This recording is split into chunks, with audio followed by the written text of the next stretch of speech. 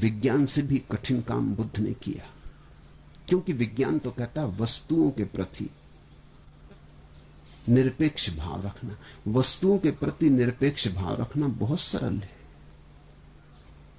लेकिन स्वयं के प्रति निरपेक्ष भाव रखना बहुत कठिन है। बुद्ध ने वही कहा। विज्ञान तो बहिर्मुखी है, बुद्ध का विज्ञान अंतर्मुखी है। धर्म का अर्थ होता है अंतर्मुखी विज्ञान। बुद्ध ने कहा जैसे दूसरे को देखते हो बिना किसी धारणा के, ऐसे ही अपने को भी देखना बिना किसी धारणा के। ये जरा कठिन बात है, करीब करीब असंभव जैसी, क्योंकि हम अपने को तो बिना धारणा के देख ही नहीं पाते। हम तो सब अपनी अपनी मूर्तियां बनाए बैठे। हम सब ने तो मान रखा है कि हम क्या हैं, कैसे हैं, कौन है, पता कुछ भी नहीं है, मान सब रखा है। इसलिए रोज दुख उठाते हैं, क्योंकि कोई हमें गाली दे देता है तो हमें कष्ट हो जाता है, क्योंकि हमने तो मान रखा था कि लोग हमारी पूजा करें और लोग गाली दे रहे हैं। कोई पत्थर फेंक देता है तो हम क्रोधित हो जाते, क्योंकि हमने तो मान रखा था कि लोग फूल मालाएं चढ़ाएंगे, लोग पत्थर फेंक रहे हैं। हमारी धारणाएं हैं अपनी।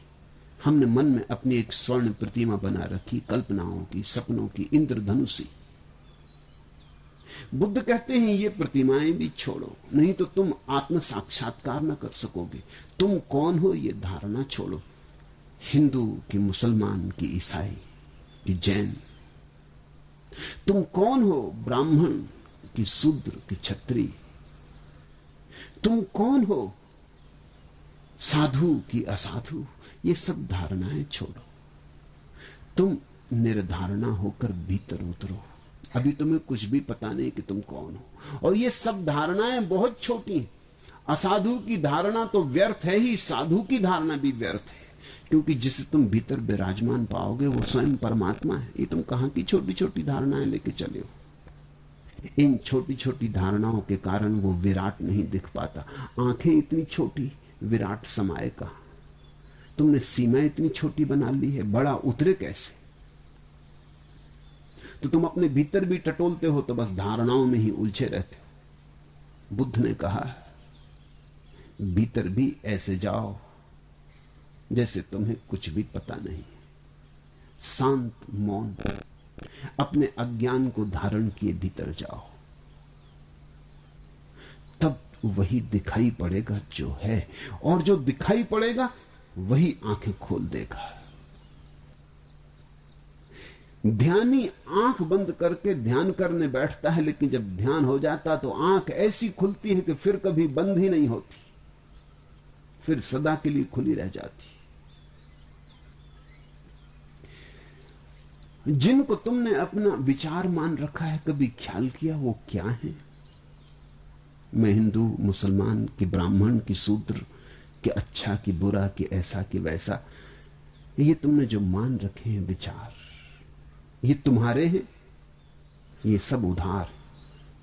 मन तो एक चौराहा है जिस पे विचार के यात्री गुजरते रहते। तुम्हारा इसमें कुछ भी नहीं। मैं एक घर में मेहमान था, दो बच्चे सीढ़ियों पर बैठ के बड़ा झगड़ा कर रहे थे, तो मैंने पूछा मामला क्या है। जब मारा पीठ पर नौबत आ गई तो मैं उठा और बाहर गया। मैंने कहा रुको, बात क्या है? अभी तो भले चंगे बैठे खेल रहे थे। उन्होंने कहा कि इसने मेरी कार ले ली। मैंने कहा कहां की कार?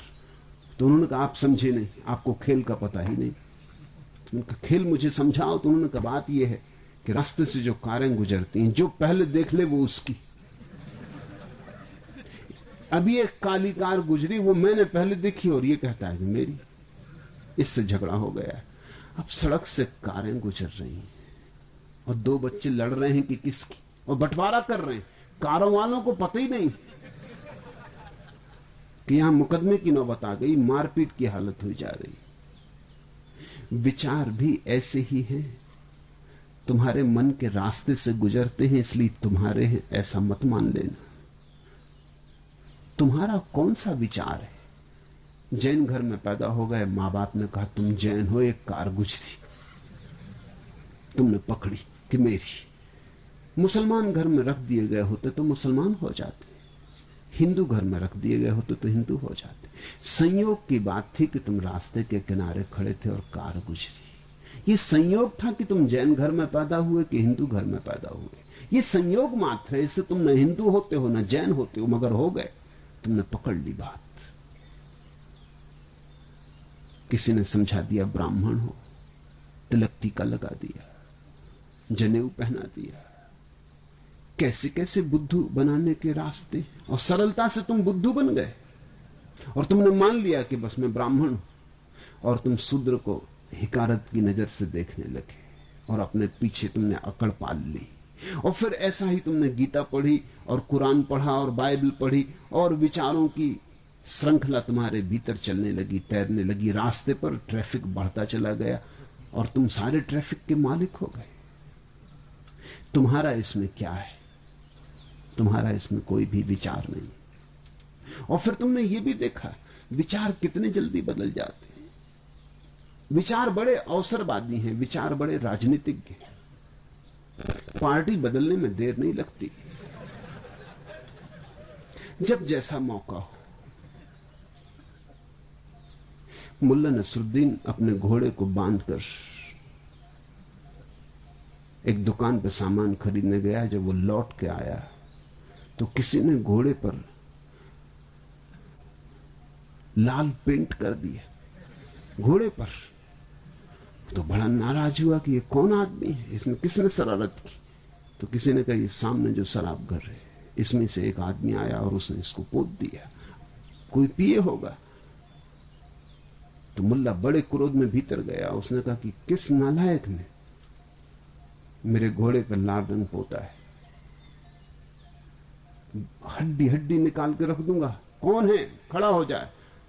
जब आदमी खड़ा हुआ तो बड़ा घबराया, कोई 6.5 फीट लंबा है।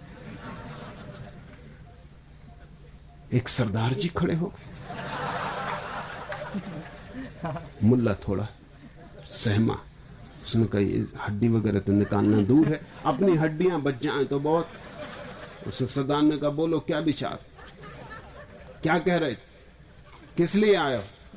मुल्ला ने कहा सरदार जी मैं ये कहने आया हूं कि घोड़े पर पहली कोट तो सूख गई, दूसरी कोट कब करोगे? बड़ी कृपा की घोड़ा रंग दिया, मगर पहली कोट बिल्कुल सूख गई। ऐसे बदल जाते विचार। विचार बड़े अवसरवादी हैं। विचारों का बहुत भरोसा मत करना।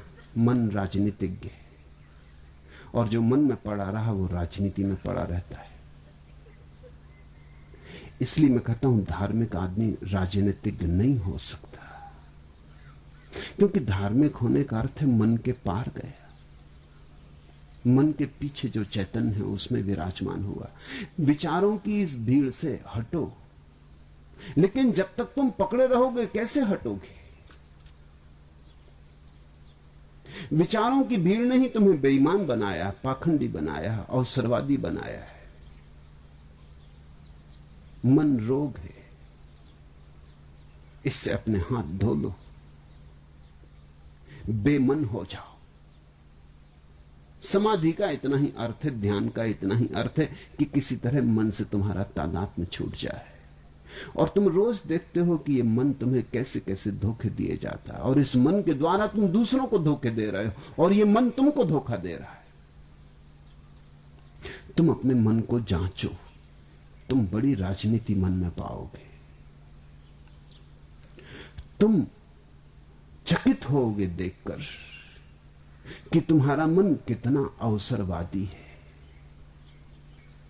जब जो तुम्हारे अनुकूल पड़ जाता उसी को तुम स्वीकार कर लेते। जब जिस चीज से जिस तरह शोषण हो सके तुम वैसा ही शोषण कर लेते। जब जैसा स्वांग रचना पड़े वैसा ही स्वांग रच लेते। अगर ऐसा ही चलता रहा ये स्वांग रचने का खेल तो आत्मबोध कभी भी ना हो सकेगा।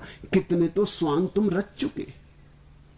कभी जंगली जानवर थे, कभी वृक्ष थे, कभी पशु पक्षी थे, कभी कुछ कभी कुछ, कभी स्त्री कभी पुरुष। कितने स्वांग तुम रच चुके अनंत अनंत यात्रा पथ पर।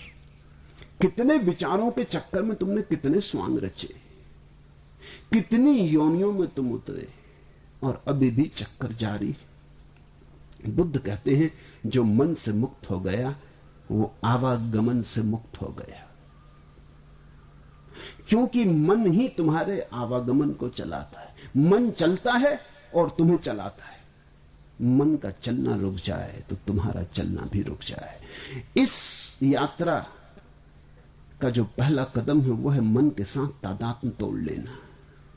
मैं मन नहीं हूं तो फिर मन के विचारों से क्या संबंध? तो न तो ईश्वर के संबंध में कोई विचार लेके चलना, ना आत्मा के संबंध में कोई विचार लेके चलना, ना शुभ अशुभ के संबंध में कोई विचार लेके चलना। विचार को पकड़ के चलने वाला निर्विचार तक कभी नहीं पहुंच सकेगा। विचार को छोड़ना है और निर्विचार में स्थिर होना है। ये महाक्रांति बुद्ध संसार में लाए।